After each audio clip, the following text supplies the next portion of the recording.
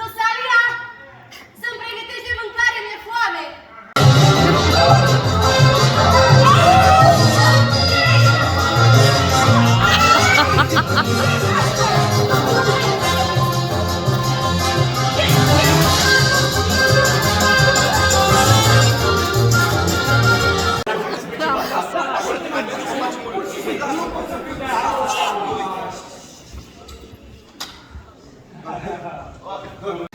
Dar de ce v-ați oprit sporul? Cum ați văzut că... Da! Nu!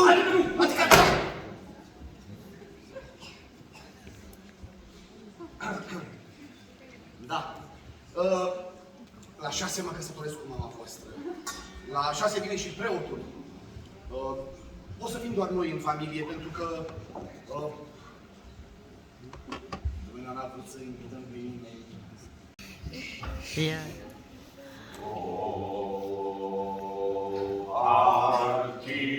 Artigiano, portami via, oh bella ciao, bella ciao, bella ciao, ciao, ciao, artigiano, portami via, che mi sento in amore.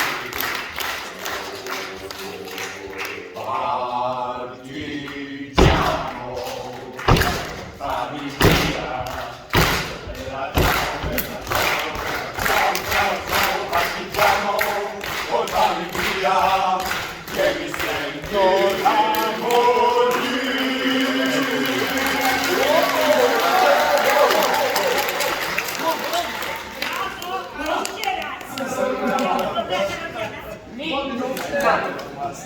Da. Băieți, vreau să vorbesc ceva cu mama voastră. Sigur.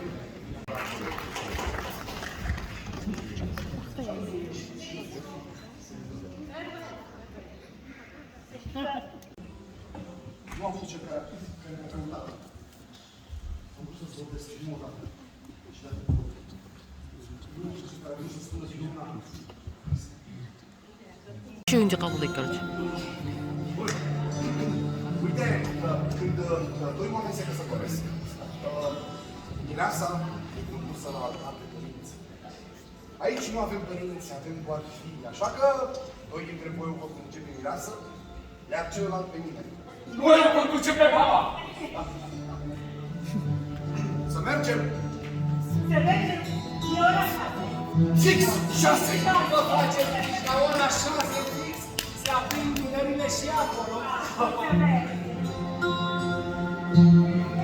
Короче, еще у него фамилия основного первого года Романа.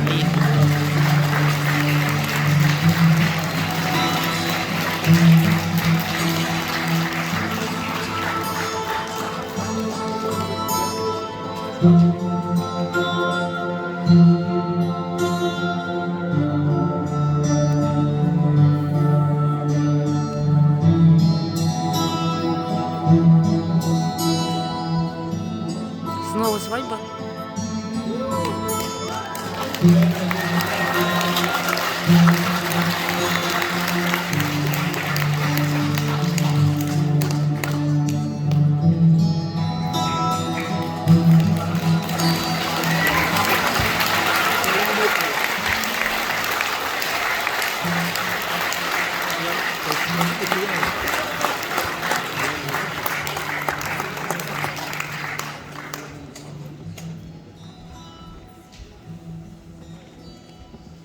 Vreau să vă spun ceva.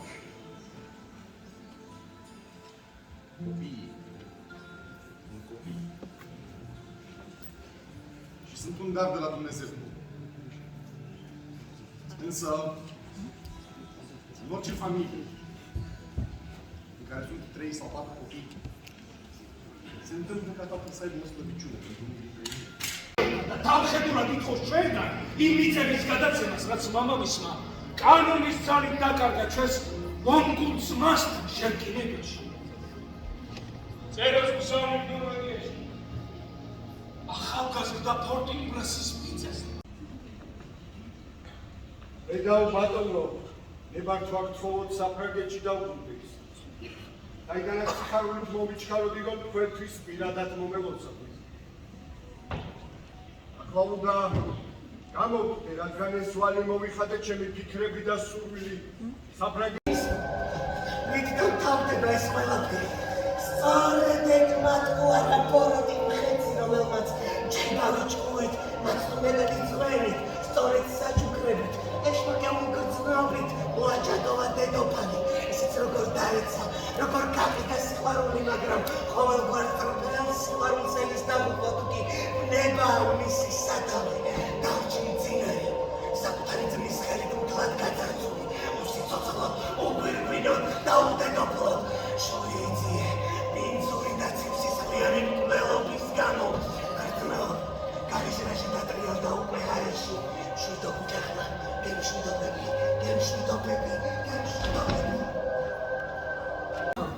არ გამცე რაიმე ჟესტი. ვერ უნდა მოხდე, რომ ჩემს შესახებ რაიმე იცი. დაიფიცე, რომ არ გამთხოვდა ღმერთმა მოხდეს ჯილდო შენი ერთგულისთვის.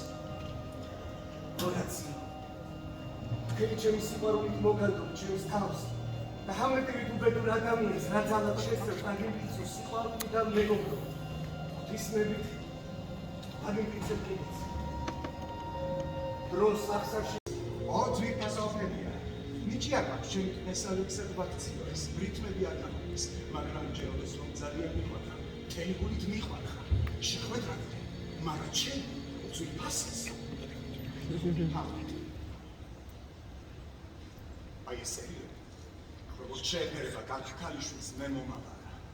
და მთელი მათი მიჯნურობის ამბავი. ლოცვებში ჩემი ცოდნა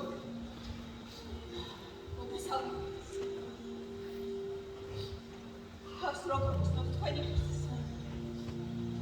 ოხმეს მადლობას მოგახსენებთ. აი, კარგადაა.